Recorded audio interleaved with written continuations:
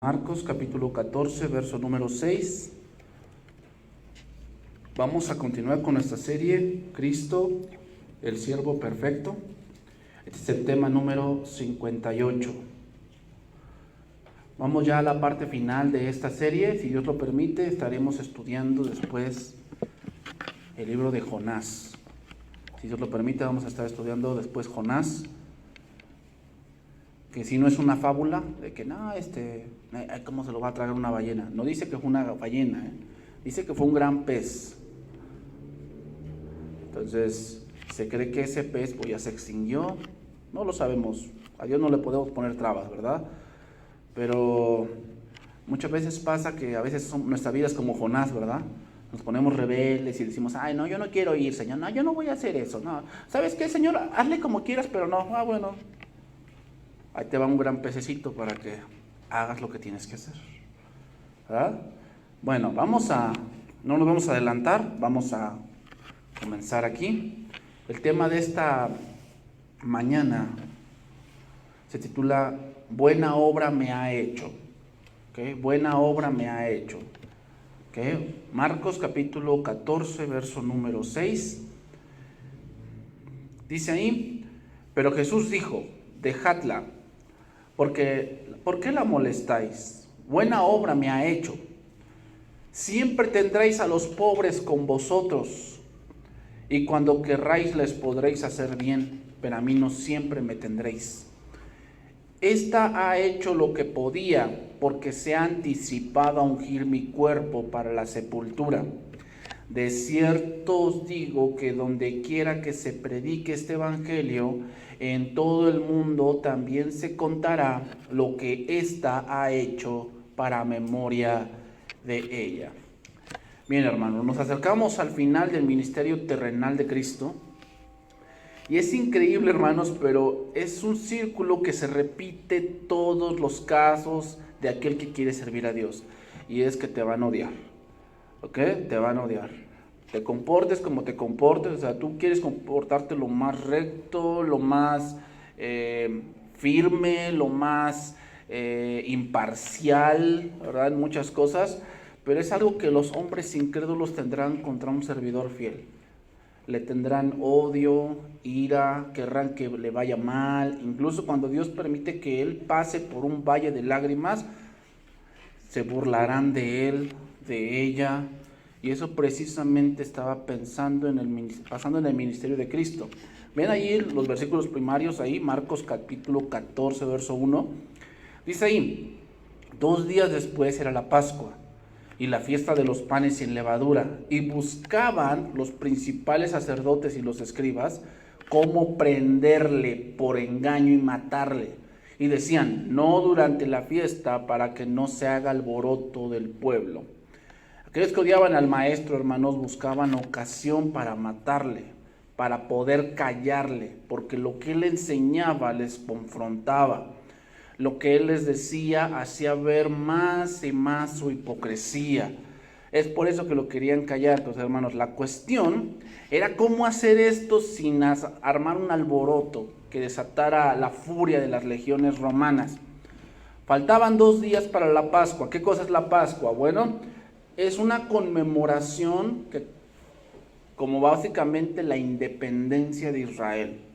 Porque la Pascua conmemora la salida de Egipto. Pues básicamente es como su independencia. Y la fiesta de los panes sin levadura, hermanos, era algo que ocurría 2 días después de la Pascua. Por si la Pascua se celebraba cada año en el día 14 del mes judío de Nisán. Esto es más o menos entre finales de marzo y principios de abril. Ahí es donde se celebraba la Pascua. La palabra Pascua significa pasar, porque recuerden que cuando se celebraba la Pascua pasó el ángel de la muerte. ¿Okay? Y la fiesta de los panes sin levadura duraba toda una semana. Entonces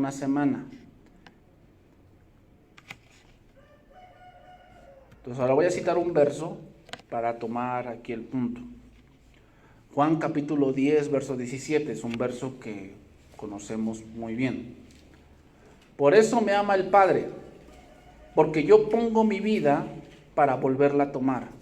Nadie me la quita, sino que yo de mí mismo la pongo. Tengo poder para ponerla y tengo poder para volverla a tomar.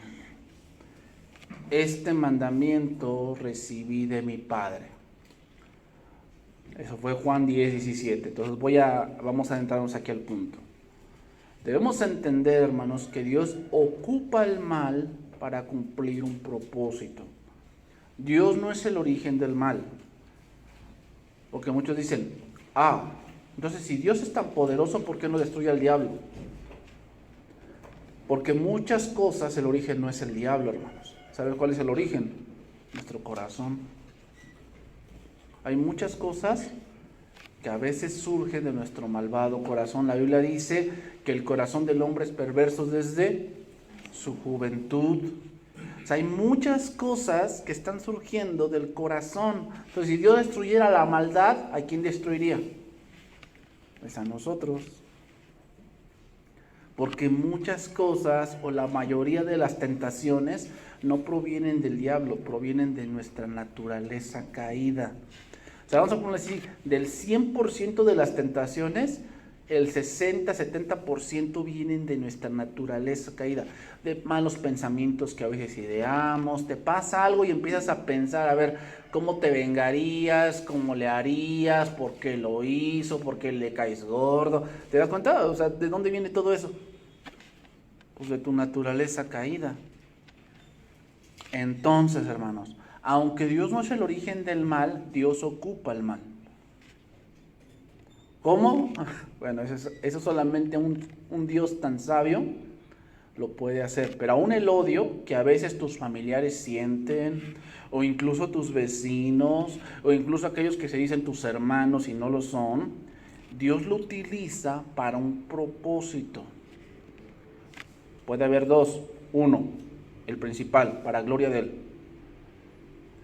Va a decir, ¿tú cómo vas a perdonar si nunca te agreden? O sea, si Dios dice, perdona a tu enemigo, ¿cómo perdonarías a tu enemigo si para empezar no tienes enemigos? Es ilógico, ¿verdad? Y Dios permite que tengas enemigos. ¿Para qué? Para que perdones. ¿Cómo podrías tener misericordia de alguien si no te encuentras en una situación donde debes hacer misericordia? Dios lo permite. ¿Cómo puedes consolar a alguien si tú nunca has pasado una situación difícil? Dios la permite. ¿Te das cuenta? O sea, todas esas oraciones de que, ay Señor, no permitas que me pase esto, no, yo soy hijo del rey, a mí nada me toca. Hay que entender ese tipo de versos. O sea, tú no ves en la Biblia a ninguno que no haya pasado cosas difíciles. Pregúntale a Abraham, pregúntale a Jacob, pregúntale a Isaac, pregúntale a Moisés.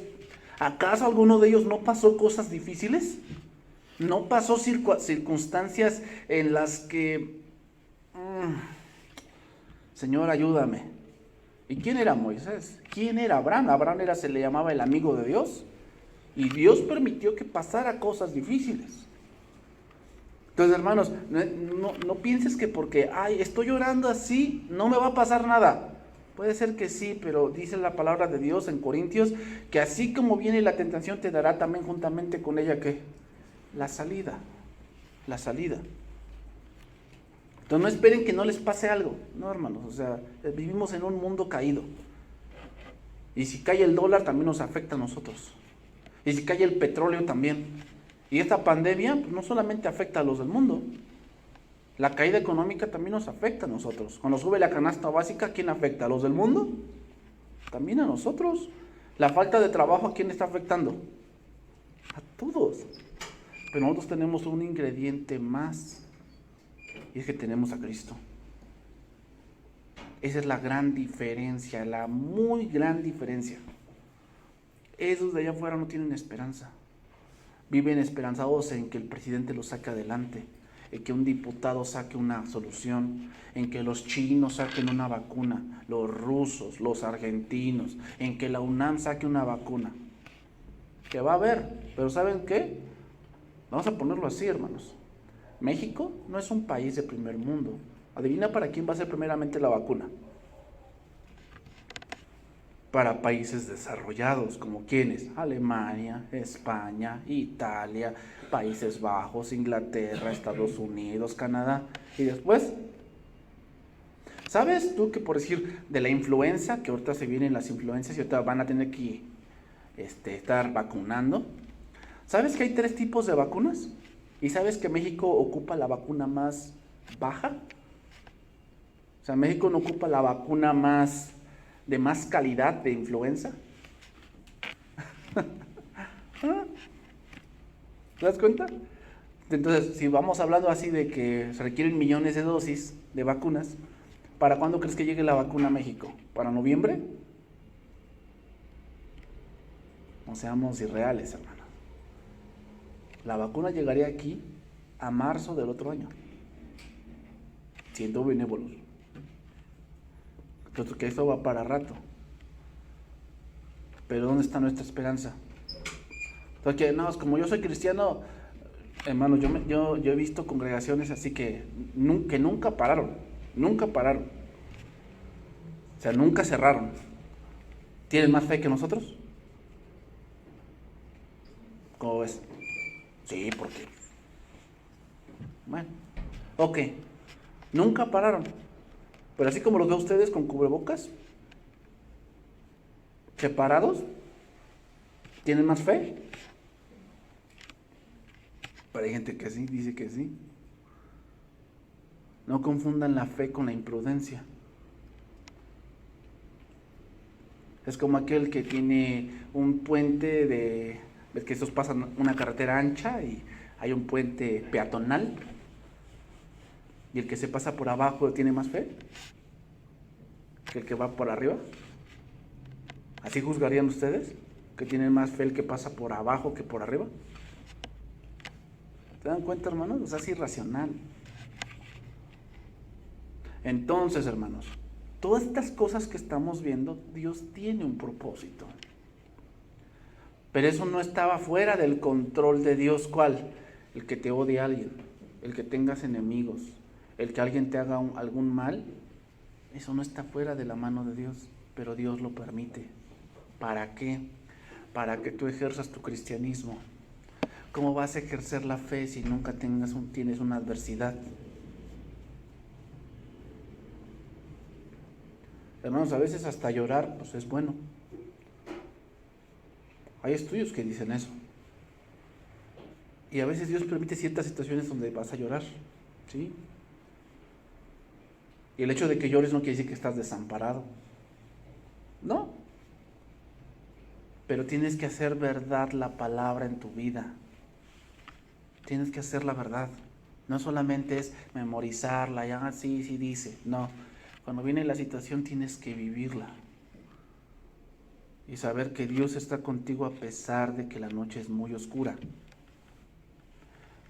Pues continuamos ahí, versículo 3. Pero estando él en Betania, en casa de Simón, el leproso, y sentado a la mesa vino una mujer con un vaso de alabastro de perfume de nardo puro, de mucho precio. Y quebrando el vaso de alabastro, se lo derramó sobre su cabeza.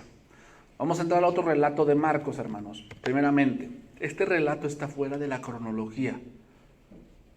O sea, no es lo que inmediatamente sucedió, sino Marcos nos va a enseñar aquí algo, y es que antes, hermanos, antes de todo el sufrimiento o antes de tú vencer algo, tiene que venir adoración. La adoración es importante.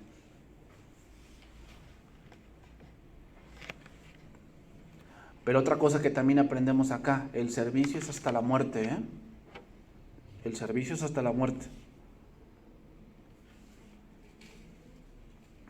O sea, ¿hasta cuándo me voy a retirar yo? Si Dios lo permite, pues hasta que sello cenizas. O sea, el servicio es de por vida, hermanos, ¿eh? Entonces Dios es el que te pone y Dios es el que te quita. Pero el servicio es de por vida. Aquí nada de que me tomo un año sabático, o sea, sí, También igual, si tú dices, voy a tomar unas vacaciones con mi familia, está bien. Pero eso de que no, pues ya me retiro de la iglesia, ya, pues, ¿qué otro más sirva? Porque yo ya serví como 2 o 3 años, voy a tomar mi año sabático, eso no existe. Entonces, hermanos, Jesús, después de ese momento, jamás volvería a esa casa, jamás. Entonces dice, es como decirte, hermano, fíjate, te voy a hacer una pregunta. A ver, si hoy fuera tu último día en esta tierra, ¿servirías hoy en tu último día o estarías en tu casa lamentándote? Si fuera tu último día, tú sabes que hoy es tu último día. Lo voy a leer en la Biblia de las Américas, ese verso, 14:3. Y estando él en Betania, sentado a la mesa en casa de Simón el leproso, vino una mujer con un frasco de alabastro de perfume muy costoso de nardo, y rompió el frasco y lo derramó sobre la cabeza. En el Evangelio de Juan se nos dice que esta mujer era María, la hermana de Marta y Lázaro, ¿se acuerdan de ella? Ese relato donde dice, Marta, Marta, estás afanada y turbada con muchas cosas y solamente una cosa es necesaria. Y María ha elegido la buena parte, la cual no le será quitada. Entonces, ahora, las acciones que María hace muestran su amor por el Maestro y su adoración genuina. Y vamos a estudiar esto, porque la adoración es algo que nace de lo más profundo del corazón. La adoración no solamente es cantar, como muchos creen, no. La adoración es, número 1, entregarte tú mismo. Entregarte tú mismo. A María no le preocupó el costo del perfume, ni le importó la manera en que las demás personas fueran a reaccionar. ¿Qué era un vaso de alabastro? Bueno, era un vaso de mármol egipcio. Tenía un cuello largo, con una pequeña abertura, y de ahí salían gotas del nardo como perfume. Todavía en ese tiempo no existían los aspersores, ahí, no existían todavía. Entonces lo que se hacía era tener el cuello largo y tenía ahí un orificio. Entonces se volteaba y salían gotas. Lo que hacías era ponerte en las manos como crema y te lo untabas. María no invirtió unas gotas, sino todo el perfume. ¿Y dónde lo derramó? Sobre su cabeza. Eso es importante. Fíjate, voy a leer varios versos que nombran esto. Por decir, Efesios 1:21.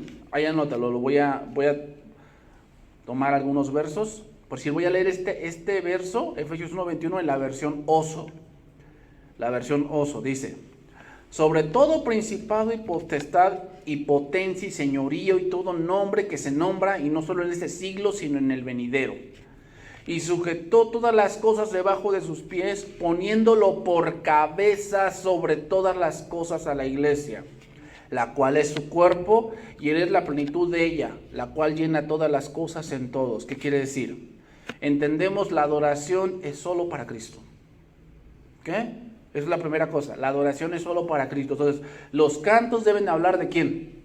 De Cristo, de Dios, de sus atributos, de lo que Él ha hecho, de lo que Él es, de lo que Él representa. Esos cantos donde, vamos a cantar este canto porque se lo voy a dedicar a mi esposa. Sí, está bien, está bien. ¿Quieres dedicarle un canto a tu esposa? Pues vete allá afuera y dedícaselo allá afuera, está bien. O sea, yo no me opongo. Pero aquí, ¿a quién venimos a ver?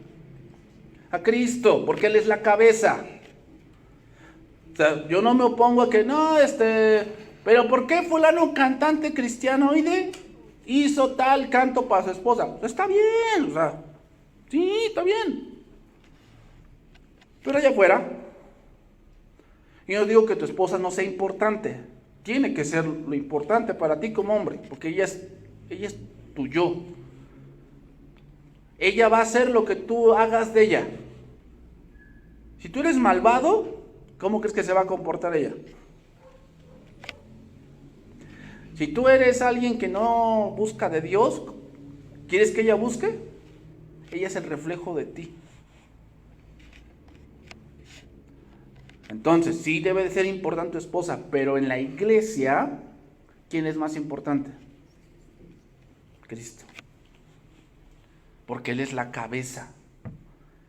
La adoración es solo para Cristo, porque Él es la cabeza de la iglesia. Es decir, todas las cosas que la iglesia hace o haga deben exaltar a la cabeza. Y hoy mucho de eso se ha perdido. Muchas cosas que ahora publican en internet, que ahora se hacen en público, no exaltan a Cristo. Exaltan la organización, exaltan el nombre de la iglesia, exaltan al líder, pero no exaltan a Cristo. No exaltan a Cristo. O sea, a lo mejor yo seré muy quisquilloso, hermanos, pero eso de ocupar tu imagen para atraer a gente a la iglesia no es bueno. ¿Saben quién hace eso? Los partidos políticos. Que yo salga con mi esposa y diga, hermanos, vengan aquí a la iglesia, ya abrimos. Pues, ¿qué eres? ¿El Walmart? ¿O eres qué? ¿El Coppel? ¿O qué eres? O sea, ¿vendes a Cristo? ¿Cómo está la cosa? O sea, a lo mejor digo, yo soy muy quisquilloso, a lo mejor usted, pastor, no entiende, es cabeza dura. Bueno, está bien, pero yo lo veo de esa manera. ¿Por qué? ¿Qué es lo que va a pasar con esa gente que viene por tu imagen? El día que tú falles, porque eres hombre, ese día la gente, ¿qué va a decir? Bola de hipócritas, todos son iguales, son peores, ajaja. Y bye, la iglesia se acaba. Entonces, hermanos, entre menos tú te veas en tus servicios, mejor. ¿Quién hizo esto? ¿Quién sabe? ¿Quién hizo tales temas? ¿Quién sabe?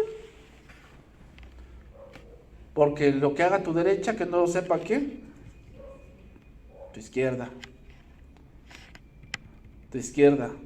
¿Quién quieres que te recompense, el hombre o Dios? Pues que no lo sepa. Oye, pero la carne quiere que lo sepa, ¿no? Sí, es que eso, a la carne le gustan los aplausos. Que te pongan ahí en internet, bendiciones, pastor, usted es lo máximo y su ministerio me ha bendecido grandemente, ¿no? Y tú te sientes así como que, híjole, para la gloria de Dios. ¿Te das cuenta? O sea, hermano, cuidado, es una tentación ahí. ¿Quién es la cabeza de la iglesia? Si dice el pastor, no, tú eres el cabezón de la iglesia. La cabeza de la iglesia es Cristo. Más adelante, Efesios 4:13, vea otro versículo ahí. ¿Dónde derramó el frasco de alabastro? Sobre su cabeza, estamos estudiando esa parte. Dice, hasta que todos lleguemos a la unidad de la fe y del conocimiento del Hijo de Dios, a un varón perfecto. Ahí perfecto significa maduro, no que nunca se equivoca, sino maduro significa que empieza ya a decidir. Así, un maduro en la Biblia es aquel que tiene sus sentidos espirituales ejercitados, se lo dice Hebreos. Ese es un hombre maduro espiritual, o sea, alguien que ya no ve todas las cosas simplemente terrenal, sino que ya empieza a ver otro tipo de cosas que le van a perjudicar o le van a adjudicar cosas espiritualmente.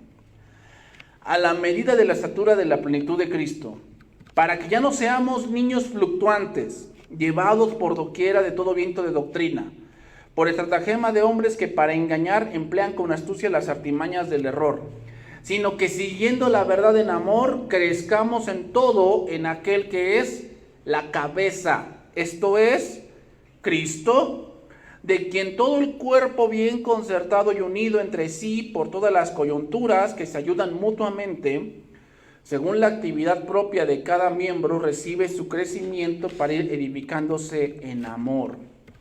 La adoración, hermanos, a la cabeza es algo importante para crecer. Una congregación que ha perdido esto en adorar a Cristo es una congregación enana. Podrá tener muchos congregantes, pero tú los ves que espiritualmente y doctrinalmente están enanos. ¿Qué cosa es la adoración? Pues cuando cantamos las más quietecitas, ahí estamos adorando. Está enano. No ha entendido. La música, hermanos, es lo último que viene en la adoración. Solamente como que nos acompaña. Pero la adoración empieza desde que tú tomas decisiones. Fíjate, Daniel adoró a Dios cuando decidió no contaminarse. ¿Dónde estaba la música ahí? David adoró a Dios cuando decidió no matar a Saúl. Ahí adoró a Dios.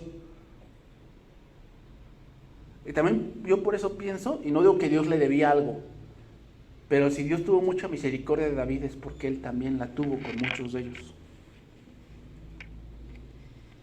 Porque lo que el hombre sembrare, eso también segará.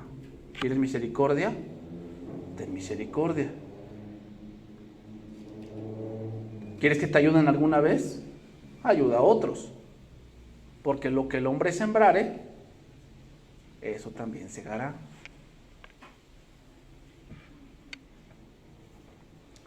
Entonces, en una congregación que se va por cualquier movimiento nuevo que llegue, es una congregación enana. Ese tipo de congregaciones donde predican todos menos el pastor. El pastor predica una vez al año. Y de ahí en fuera llegan un buen de visitantes, muchas personas que ni siquiera tú conoces, y ves a la gente que dice que todo estuvo muy bueno y poderoso y no sé qué tanta cosa, pero nunca crecen. Su entendimiento jamás es renovado. Espiritualmente no entienden muchas cosas que ya deberían entender. Colosenses 1:17. Y Él es antes de todas las cosas y todas las cosas en Él subsisten. Y Él es la cabeza del cuerpo que es la iglesia. El que es el principio, el primogénito entre los muertos, para que en todo tenga la preeminencia. Por cuanto agradó al Padre que en Él habitase toda plenitud. Veamos, el principio de la adoración es Cristo. Cristo es la cabeza. No se trata de ti ni de mí, se trata de Cristo. Eso María lo entendió. No le importó el perfume, que era algo para su boda, no le importó ella, sino Cristo era lo más y es lo más importante. Grábatelo bien. Cristo es lo más importante. Por eso nos llamamos cristianos. Por eso se llama iglesia cristiana. ¿Por qué? Porque Cristo es lo más importante. Yo he escuchado a muchos que razonan así, es que la iglesia debe evolucionar. La iglesia debe evolucionar porque ya lo que están haciendo ya aburre.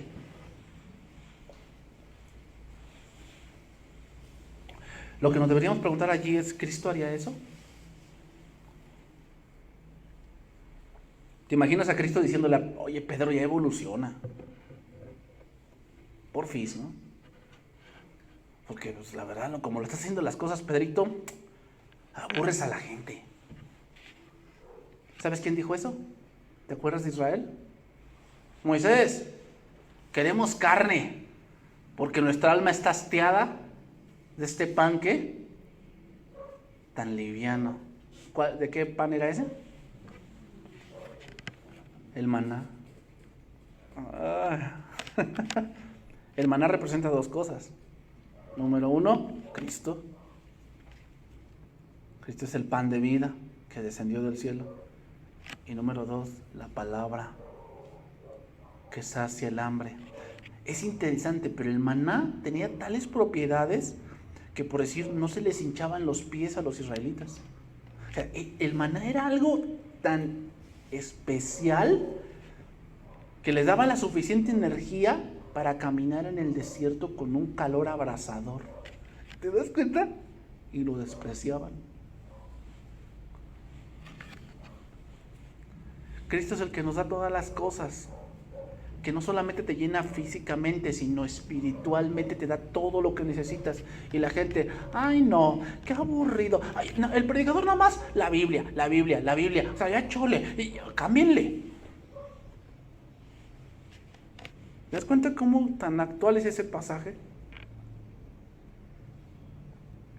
Seguimos ahí, Marcos 14:4. Y hubo algunos que se enojaron dentro de sí, dice, y le dijeron, ¿para qué se ha hecho este desperdicio de perfume?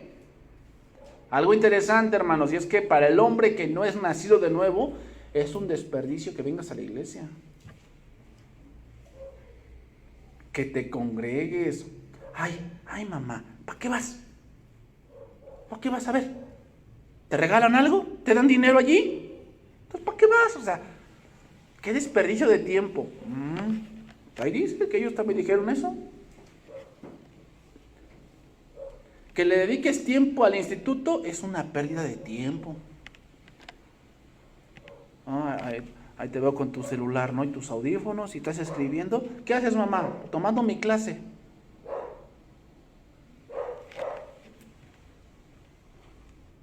Ay, mamá.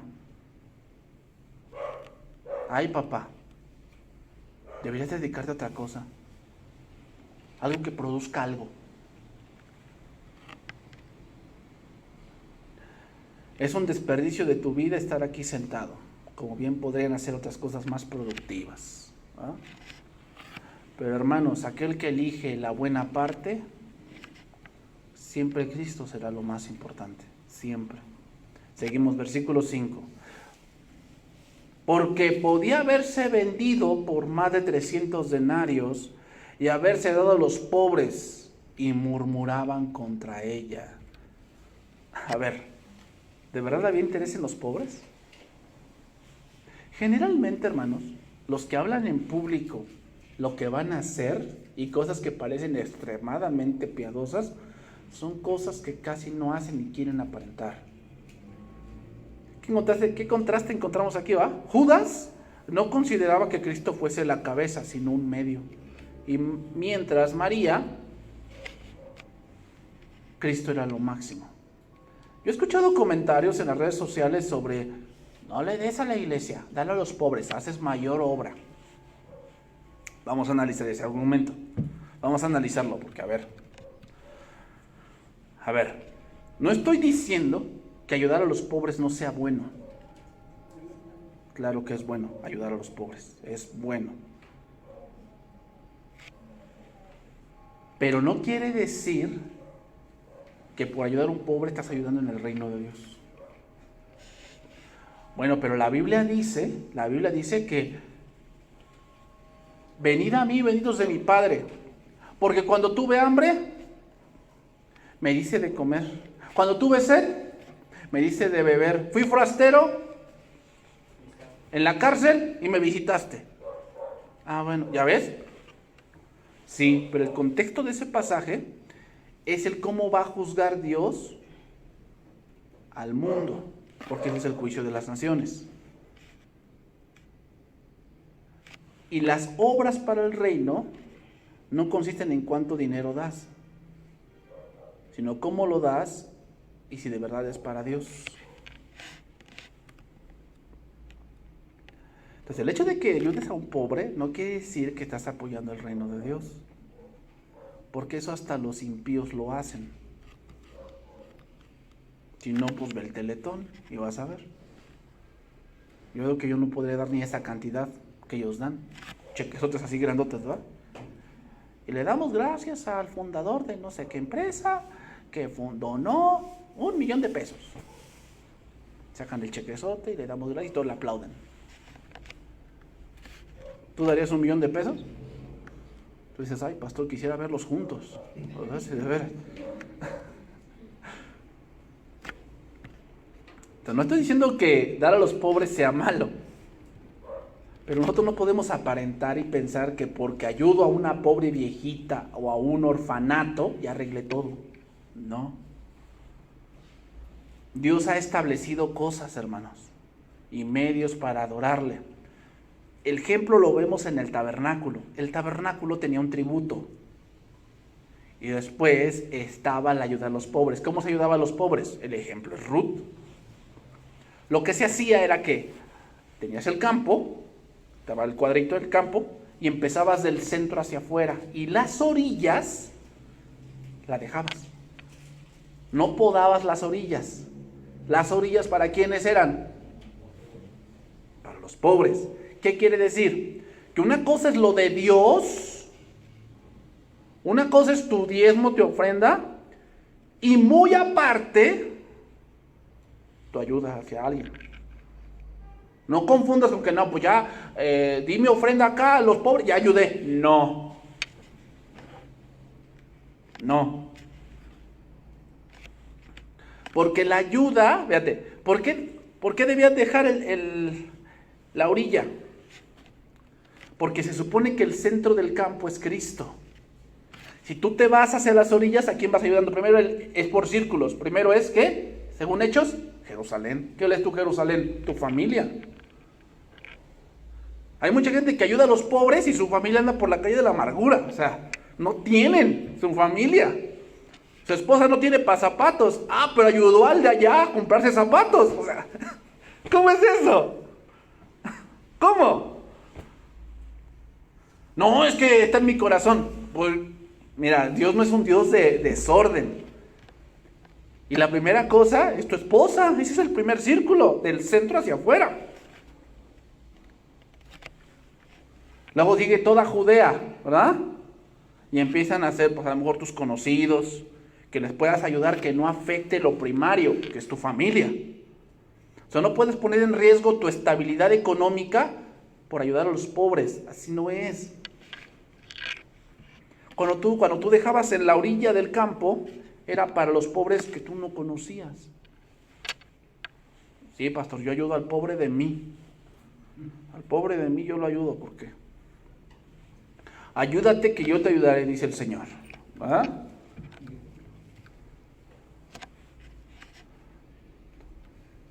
Entonces, hermanos, eso de que no se lo des al pastor, dáselo a los pobres que ahí ayudas más. Sí, yo no estoy en desacuerdo que le des a los pobres. Pero una cosa es tu ayuda a los pobres y otra cosa es tu ofrenda no al pastor, a Dios. Y la ofrenda es una manera de adorar a Dios. ¿Sabes cuándo se murió gente? Cuando no ofrendó bien. ¿Cuándo se murió los hijos de Aarón? Cuando ofrecieron, ¿qué? Incienso extraño, ¿verdad? ¿Y qué salió? ¿Cuándo se murió Ananías y Zafira? En la ofrenda, ¿eh? O sea que muchos lidian en su corazón con eso, pero date cuenta que si no ofrendamos bien, Dios puede hacer algo. Y no estamos hablando de cantidad, estamos hablando de el corazón.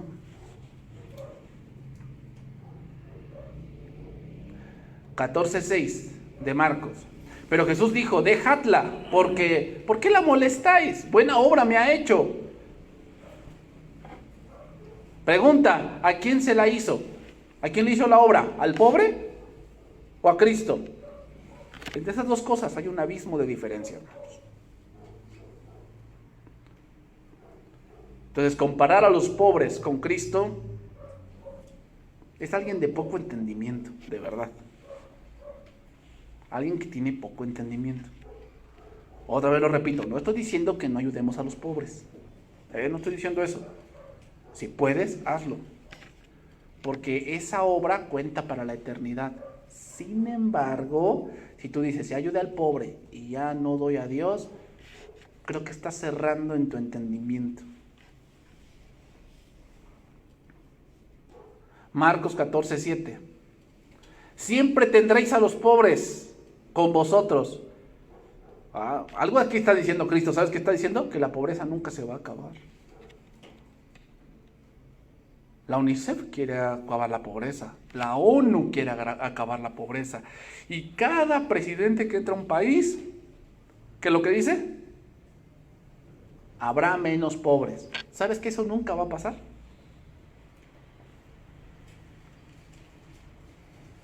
Porque la distribución de riqueza nunca es equitativa. Nunca. No sé si has visto, que te voy a decir un tráiler, pero una película que se llama, ¿qué? El costo del tiempo, algo así se llama. Bueno, la trama es que toda persona nace con un tiempo definido.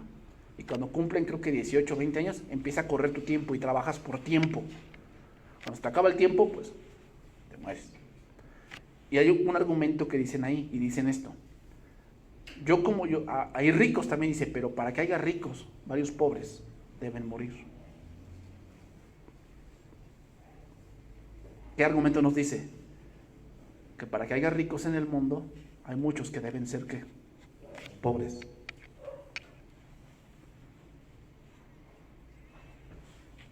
¿Entonces crees que se va a acabar la pobreza? No, no se va a acabar. Por eso los pobres siempre los tendrán. Pero hay otra cosa aquí, hermanos. ¿Por qué Dios permite que haya pobres? Porque ¿cómo tú entonces ejercerías el punto de ayudar a alguien si nadie tiene necesidad?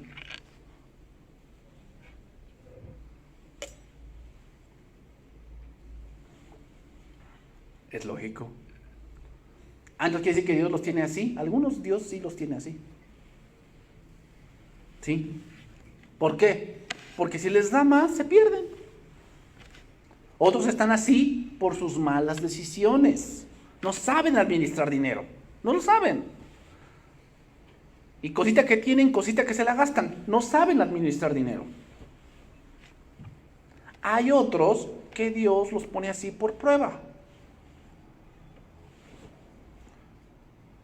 Porque a muchos nos cuesta decir gracias. Nos cuesta eso. La verdad. Porque no, yo siempre he trabajado y a mí nadie me ha dado y yo siempre lo hago. Entonces Dios permite que caigas en una necesidad y te diga a alguien, no me lo pagues. Dios de mi parte, o Dios te quiere dar esto. Y te cuesta decir, gracias. Y nada más por eso Dios lo permitió que cayeras en pobreza. Nada más para eso. Y sí, hermanos, quítense eso de que ser pobre es una maldición. No es cierto. Porque si no, pues el mismo Jesús estaba maldito. Jesús no tenía ni casa. Hermanos, pero yo les voy a decir algo. Pero si está en la Biblia, créanlo. Pero yo he visto que hay muchos razonamientos que de verdad, radican en la locura, en la... No sé dónde sacaron tantos rollos. Entonces, yo les digo, pues yo no he visto en la Biblia eso. A ver, hermanos, yo te voy a preguntar. Yo no lo recuerdo aquí, pero ¿te acuerdas de alguien de alguno de los patriarcas que pidió dinero? Yo no veo a Abraham pidiendo, Señor, dame dinero. Jacob oró así. Yo recuerdo que Jacob oró, dijo, si Dios me lleva y me trae con bien, Jehová será mi Dios. Y a quien se le dijo de dinero, no pidió eso, Salomón. Él pidió sabiduría. ¿Y qué le dijo? Por cuanto no pediste más días. Fíjate, yo creo que eso es lo que piden todos. Más días. La vida de tus enemigos. Riquezas.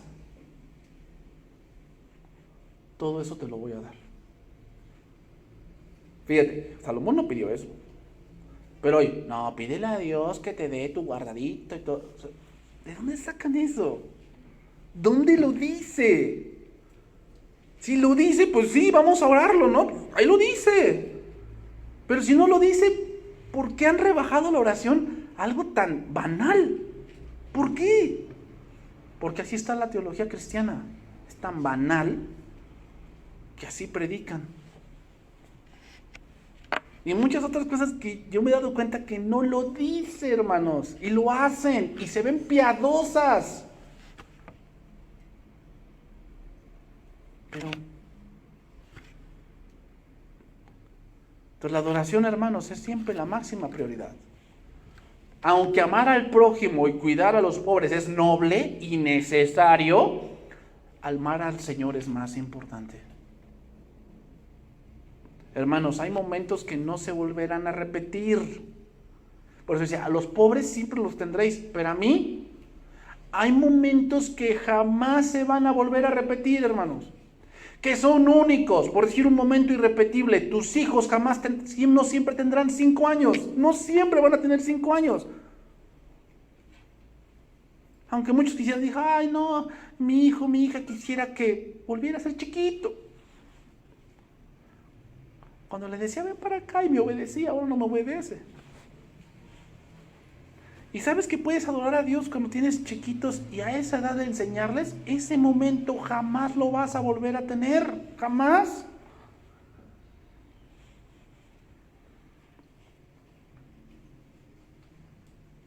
María lo entendió, que Jesús, después de eso, moriría y ya no volvería. Lo entendió y aprovechó el momento. Te voy a decir algo. La última pandemia fue hace como unos 50 años, creo. O sea, antes de ver lo malo, que sí viene lo malo, lo bueno es que esta pandemia, para los que nos tocó vivirla, no la vamos a volver a ver. Y las cosas que pudimos haber hecho aquí en esta pandemia, ya no las hicimos. Muchos pastores se tuvieron que adaptar. De los que tú ves en las transmisiones de Ibre, muchos de ellos tuvieron que adaptarse, que nunca habían tomado una computadora para transmitir algo. O sea, a mí se me hace un poco fácil porque esa es mi carrera, pero imagínate a alguien que ya tiene 50, 70 años. Si ahorita mi padre en su estancia educativa lo están introduciendo a esa parte, o sea, que tiene que dar clases a distancia. ¿Te das cuenta, o sea, que esta pandemia nos dio la oportunidad de alcanzar a más gente? Porque yo físicamente no puedo ir hasta Bulgaria o hasta España o hasta Argentina. Yo no puedo físicamente, pero digitalmente esta pandemia, ¿en qué nos ayudó? A que alcanzáramos a más gente. De las pocas cosas rescatables, y esas cosas no se van a volver a repetir.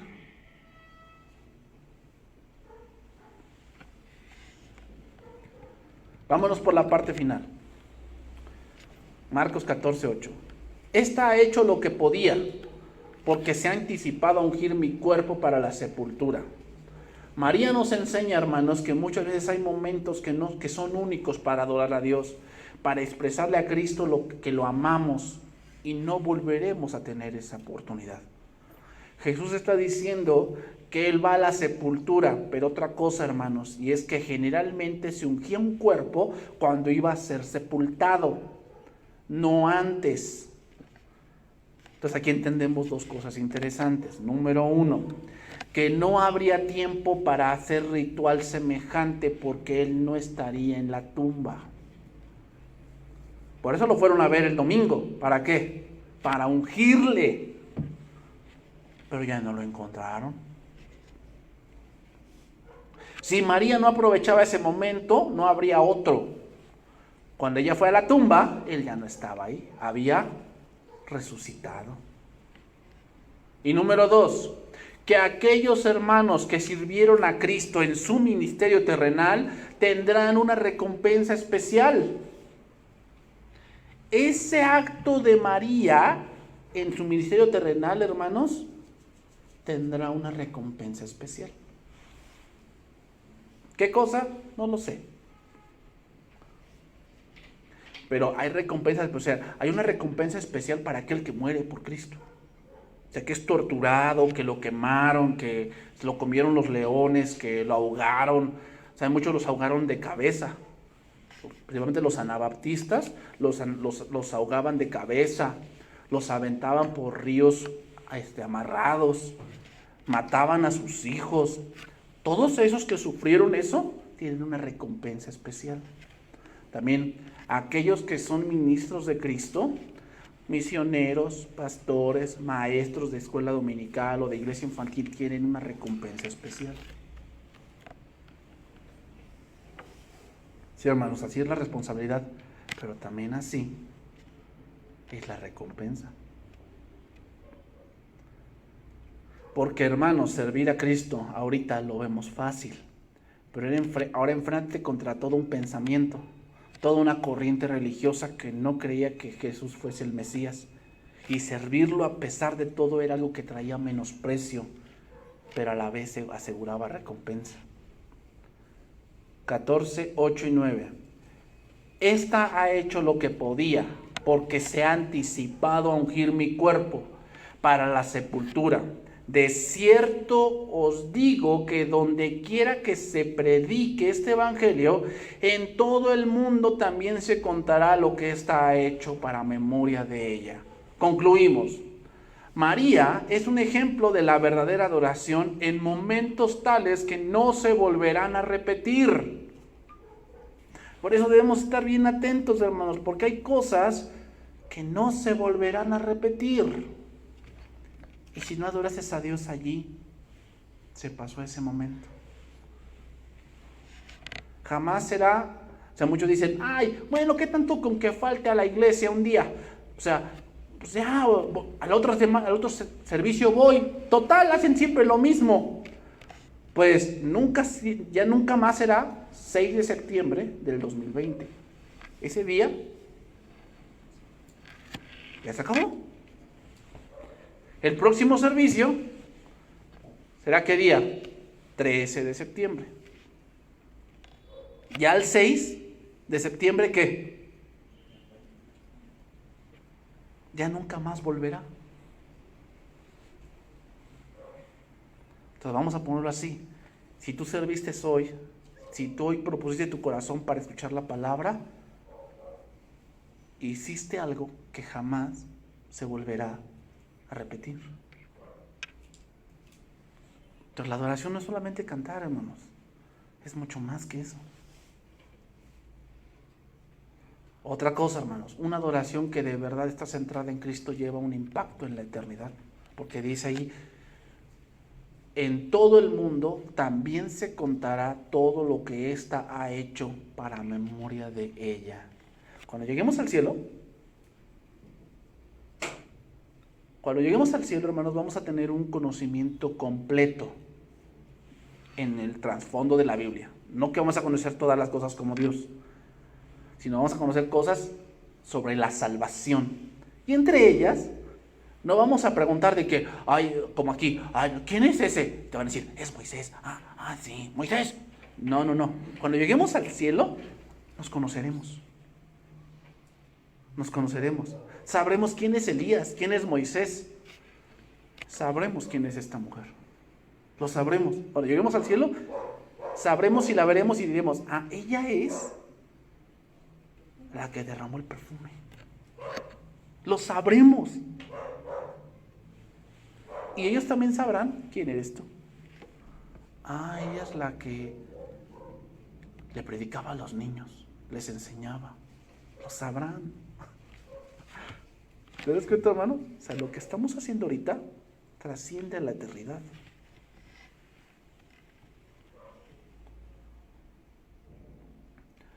Hoy de verdad, hermanos, la adoración se ha degradado tanto que es imposible ver que si de verdad se adora a Dios o es simplemente un momento de alegría, de alboroto, pero no de adoración.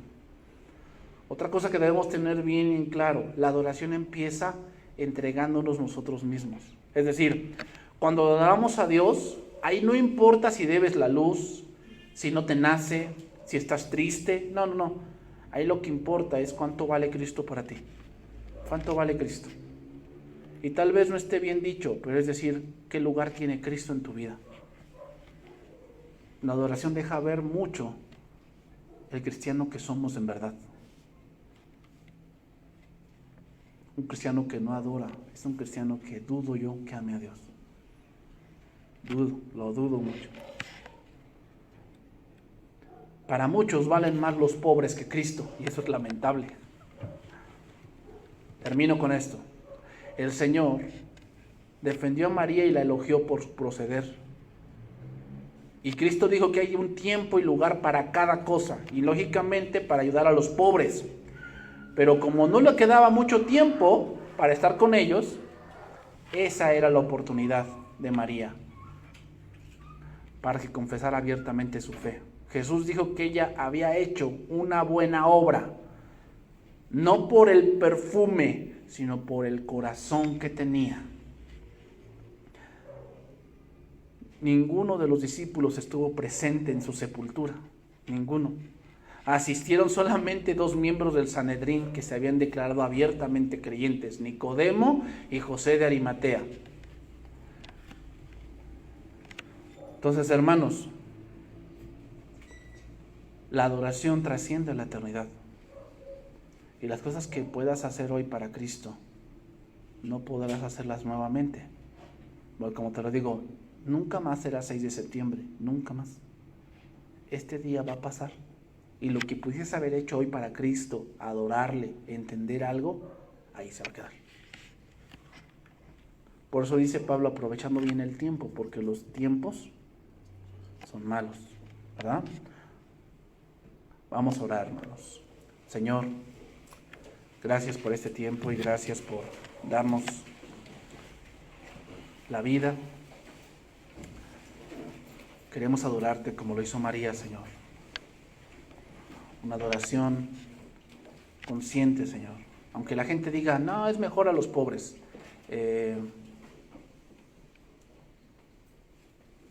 No estamos diciendo que no sean importantes, pero Señor,